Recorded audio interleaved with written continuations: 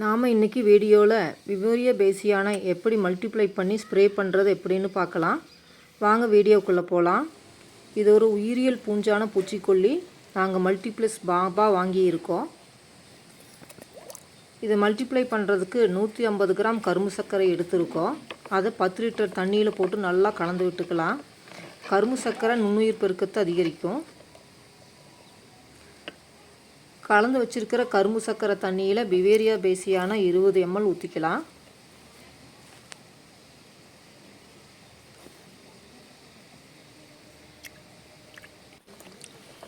நல்லா கலந்து விட்டுக்கலாம்.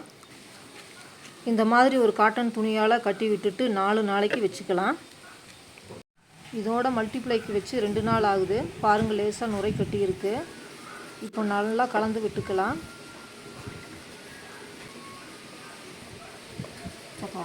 திரும்பவும் காட்டன் துணி போட்டு கட்டி வச்சுக்கலாம். இதோட 4 நாள் ஆகுது. இந்த மாதிரி தினமும் ஒரு முறை கலந்து விட்டுக்கோங்க. வாங்க, விவேரியா பேசியானா மல்டிபிள் ஆகி தயாராகிடுச்சு. ஸ்ப்ரேயரில் ஊற்றிக்கலாம். மாதுளையில் இலைப்பேன் அஸ்வினி பூச்சி தாக்குதல் இருக்குது. மாதுளை செடிக்கு ஸ்ப்ரே பண்ணிக்கலாம்.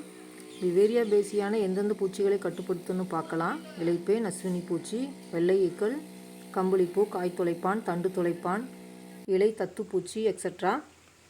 விவேரியா பேசியானை செடிகளுக்கு தெளிக்கும் போது பூச்சிகள் மேலே விவேரியா ஃபங்கல் ஸ்போர்ஸ் படும்போது பூச்சிகள் மீது துளை போட்டு உள்ளே ஊடுருவி போய் பூச்சிகளுக்கு நோயை உண்டாக்கி அதை செயலிழக்க வச்சு அதை கொல்லும். இந்த நோய்க்கு ஒயிட் மஸ்கார்டியன் டிசீஸ்னு பேர். சாத்துக்குடி செடியில் சிட்ரஸ் லீஃப் ஈட்டர் புழு இருந்தது. அதை கட்டுப்படுத்த விவேரியா பேசியானை ஸ்ப்ரே பண்ணி கட்டுப்படுத்தலாம். தேங்க்ஸ் ஃபார் வாட்சிங்.